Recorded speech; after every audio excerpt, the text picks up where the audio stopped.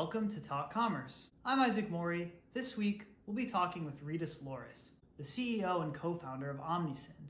His platform helps online brands turn first-time buyers into loyal customers. Brent and Rytis talk about how automation and segmentation can empower smarter communication with e-commerce shoppers. They cover email, SMS, and omnichannel marketing and get into the ways that timing and personalization make all the difference. It's a great conversation about the future of marketing, the balance between people and technology, and what it really means to stay creative in the age of artificial intelligence. Let's jump in. Welcome to this episode of Talk Commerce. Today I have Rytis Lauris. He is the CEO and co-founder of Omnisend. Rytis, go ahead, tell us your day-to-day role. Actually, first pronounce your name correctly and tell us your day-to-day role and one of your passions. Hey, Brent. Yeah, so thanks for inviting. Really great pleasure to be here as a guest at your podcast. So my original name is Rytis, but that's original pronunciation, but that's perfectly fine. I don't get insulted if someone mispronounces it. That's perfectly fine with that. So I'm co-founder and CEO of Omnisend. Omnisend is marketing automation platform for those who sell online. So if for online stores, I know your listeners, of course, are those who understand what e-commerce is and why marketing, why retention marketing, why email and SMS marketing is important. But usually when people ask me to explain them in plain English, so I say, look, if you sell online, usually for first transaction, you lose money because you pay for Google or for Meta more than you actually earn from the customer. So that's why it's critically important to do retention marketing, and email is an unbeatable channel. SMS is very effective. Push notifications are very effective as well to invite your customers to purchase again. And that's how you earn money. Yeah, that's awesome. Thanks for that. And how about passions? Do you have a passion in life? I like reading books, all kind of, not only like business related, but novels as well. And what else? I play squash. Education is my passion. Actually, I'm quite deeply involved in non-governmental activities that are education related, and especially like secondary education. I believe that universities are important, but the fundamentals you set in the young age are critically important for anyone's success in the life. Yeah, very good. All right. So before we get started, you have gracefully volunteered to be part of the Free Joke Project. So I'm going to tell you a joke, and you just give me a rating, 8 through 13.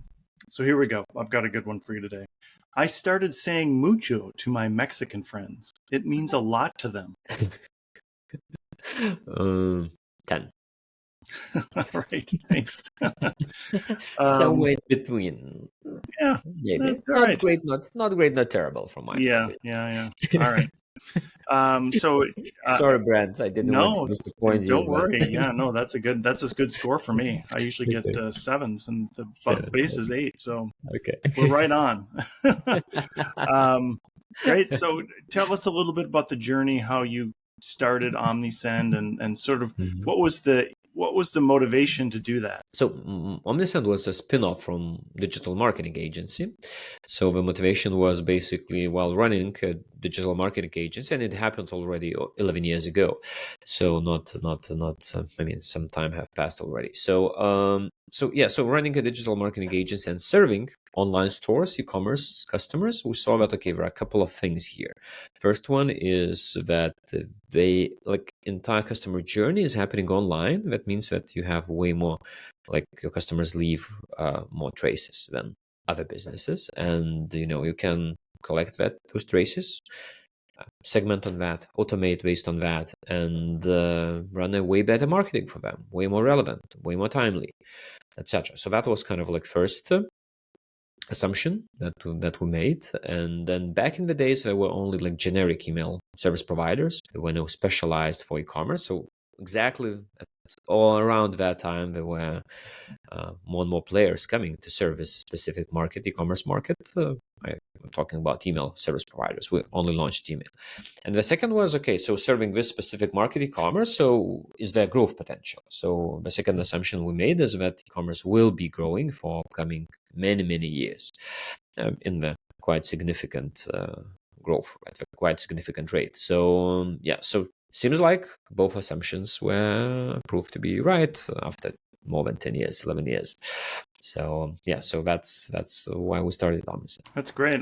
So tell us, you mentioned email, but now we're moving into more touch points for customers, and it is omni-channel, Omnisend. Tell us all the different touch points that you're encompassing now. Yeah, so we started with email. Now we have email, SMS, we have web push notifications, which actually web push notifications, I would say underrated channel.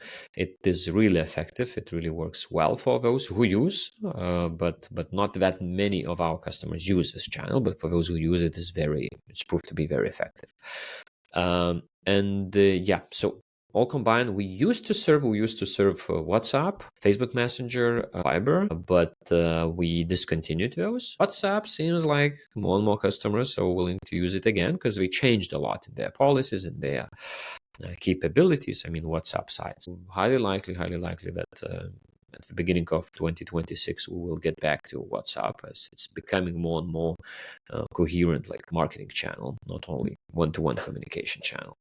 Yeah. So, and always the best when you combine those channels and you communicate with Brent not only via email and with Rytis not only via SMS, but once you combine, A, you allow customers to choose their most preferred channels. B, the best when customers prefer to communicate with them via a few channels, and you put all those channels in a single campaign and a single automation. I mean, it's not separated. Say this is email automation, this is SMS automation. This is just automation after someone left a product in the shopping cart. This is automation when someone purchased from you, and you combine those different channels on the single automation. So this is proved to be the most effective.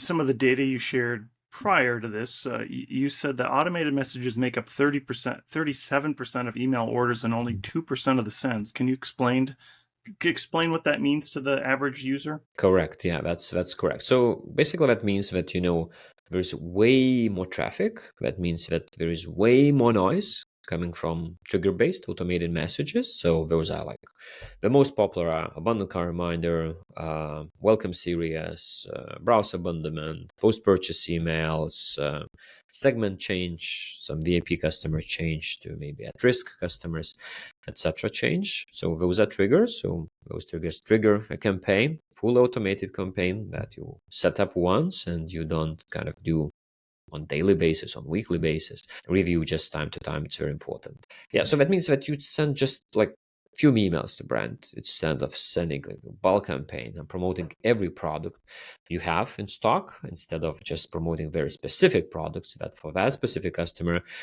is interesting. So that's why you only send 2% of traffic, and it drives 37% of conversions for our customers. So I think it's just great proof why everyone who sells online should use automations, and why they are super effective. And on top of that, one thing that I would say, I have no doubts everyone who is listening to your podcast does automation. I have no doubts. But what is important, at least what we see among our customer base, usually it's like 2-3 automated flows, but it's better to use 15, 18, 20 automated flows. Every lovely touch point, every lovely customer journey touch point should have an automated sequence attached to it. So I think what I hear you saying, at one extreme are the users that just have one big, huge email list and they just send it to everybody just once a month campaign, or whenever. Yeah. And the better case is to get very granular with your customers and send them exactly what they need at the right time when they're active, when they want to get it, right? Is that what you're saying? Absolutely. Yeah. And you can use automated flows exactly for that. So and it's not that you as a marketer think that today you want to promote TV sets. It's customer who shows an interest, an intent that someone is looking for a TV set now, but not looking for a new phone now. And this is kind of all the data Omnisend is collecting, and other tools like Omnisend are collecting and helping you to automate your communication with customers. That being said, all campaigns are still effective and they're still important to be sent, but alongside the more automations you have, the more dollars or euros or whatever currency you earn while you just sleep. automated tools does the job. Yeah, I read that you are in the U.S. There's an average of $2.96 per email in your automated campaigns, or a granular automated email, compared to 10 cents on a regular, just generic email campaign. So that's a huge difference, right? Absolutely. Massive difference, because again, you send way fewer messages and they are way more timely for customers contextually. That's why they have way better engagement rates and way better conversion rates. So that combined, fewer messages, better conversion rates, all that combined, the results to what you just quoted are just insanely good, I mean. Hey everyone, Brent Peterson here from Talk Commerce. You know what really got me thinking about style? My kids. They looked at me one day and said, "Dad, you just can't wear hoodies and conference t-shirts anymore." They were right. As someone who's constantly meeting with e-commerce leaders, speaking at conferences, and recording podcasts, I need to look sharp. But honestly, I hate shopping for clothes. That's where Taylor comes in and rescued me. Here's how it works. You rent clothes instead of buying them. I get my own personal stylist who curates my perfect outfits and sends them to me. I can even text them about upcoming events, whether it's a big client meeting or a conference keynote. Every month, I rent 5 to 7 pieces from quality brands that fit my style perfectly. I wear them for weeks, get compliments, then send them back in a prepaid envelope when I'm done. No commitment, no clutter. And here's what I love about renting. No decision fatigue, no cluttered closets. And I'm always trying some new styles I never would have picked myself. Plus, if you really love something, you can buy it at a discount. The best part, even my kids approve of my style. If you're tired of stressing out about what to wear, try renting from Taylor. Go to tailor.style, that's TAELOR.style, and trust me, your future self will thank you. Are there some tools that clients can use to identify the points in which they should trigger those automated emails? You mentioned that every touch point in the customer journey should have an automation to it. Is there ways to identify that? And again, you started something simple and then keep adding and going more complex. Yeah. So for those who sell online, it's at least in Omnisend, so there are a lot of presets. So all the best practices, the key touch points are identified already, and then there are just presets you can with a click of a dongle, just enable them and then edit from there. Yeah. So of course, each business has its own specific cases, etc., and customer journey is not always the same. But yeah, it's so basically all the mains are there already in place, and it's easy to start utilizing. You don't need any separate tool. On top of that, of course, there are this is what we are currently working on. So like AI assistant here to help you to identify where potentially you are losing your revenue because you underutilize the capabilities of a tool, and maybe you miss some touch points in the customer journey and you do not automate communication with them. So it will come soon, in a couple of months. Yeah, I think most people still think about ChatGPT as something that helps them write better emails, but really the magic behind it is using that data analytics section, the pattern recognition, to find those segments for you. Talk a little bit about how the tools are changing, and you just mentioned things that are changing even in the next couple of months, but how tools are changing how marketers use any system and employ AI to assist them. Yeah, absolutely. So, each tool, Omnisend, ChatGPT, generic tools like ChatGPT, or specialized tools like Omnisend, of course, are, employing. I mean, ChatGPT is by default, it's just AI tool, but they expand the functionality. So I would say kind of there are two vectors that are important here to touch. So one is like the habits of the marketers.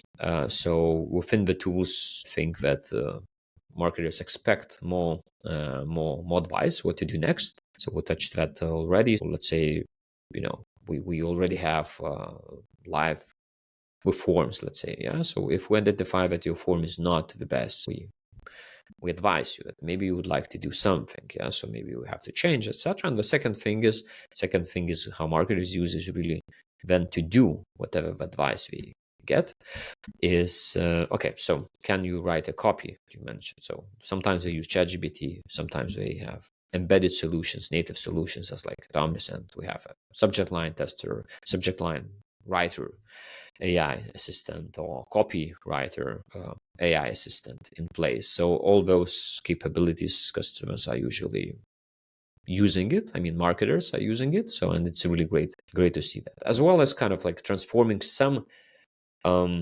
more difficult or more, marketers are all either creators or like number people or creative people, right? Do different kind of marketers. So let's say probably the most used and the most popular and well accepted capability, AI capability within Omniscient is segment creator. So for those who are more visual and more creative marketers, it was always painful.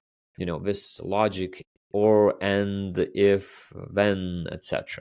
So logical junctions was always difficult to navigate. So now you just prompt it in human language. Can you build me a segment of everyone who bought in the past 3 months and spent more than $100? Boom, the segment is there in place. So this is the most accepted and used AI capability within the tool. Second like big chunk of AI adoption is how our customers, like those people who are purchasing, consumers, how do they use AI? So of course, like more and more AI tools, agentic AI tools are coming into play when searching for goods. It was kind of Google's and monopoly mainly, a little bit of Meta maybe, but just those two were dominating. Whenever you need any product, either Google or go to Amazon mainly. Now things have started to change, and I believe it will be changing as we are kind of rising of more and more leads ChatGPT is generating, Claude is generating, etc. Yeah, and especially kind of like ChatGPT just recently launched in cooperation with Shopify and Etsy, like checkout in chat. Basically, you should not even leave ChatGPT conversation window, and you can purchase from there. So that's definitely a fundamental change in how people purchase things. Still, I think, and this is just my opinion, but I strongly think and believe that buying decisions will be pretty emotional decisions. And personally, I'm not the big fan of thinking that agents will be buying everything and will make all the buying decisions for us in the future. I think it will still remain an emotional task or exercise to purchase something, but of course agents will help us, or will help us to restock for whatever we use, and maybe we need recurring purchases, etc. So yeah, so that's my point of view. Yeah, we had an interesting conversation at Shop Talk a couple weeks ago with a VC person who talked about that websites are not going to go away, but the importance of certain types of websites, especially in products, is going to reduce as Amazon becomes more of the marketplace and people buy it from there, and now you'll be able to buy directly inside of ChatGPT. That types of maybe direct consumer brands are going to be very still important, that they have a website and they want to maintain a brand, but using ChatGPT to purchase something could be, is already the next thing out there, right? And I agree. So ahead. you still will have to own your like online store, like Shopify, or any other platform. Yeah. So, but basically there will be different interfaces. One for me as a human to browse, to choose, and to make a purchase. And second, for my agent, for my assistant, that is AI assistant, not a human, to be able to browse, to choose, and to purchase. What do you say to the merchant or the entrepreneur who feels still that they don't need to get people anymore, that AI is going to automate everything, including all your content that you're creating? I saw that happen last year, where a lot of people let people go, and there's a Klarna thing that I published on Wednesday. But how important is the human part of this still? But Klarna is rehiring. Yeah, they're rehiring, so that's exactly the lesson learned, right? Yeah. And again, but I think that what is important here, that Klarna is rehiring people for a bit different role than it was once they let people go.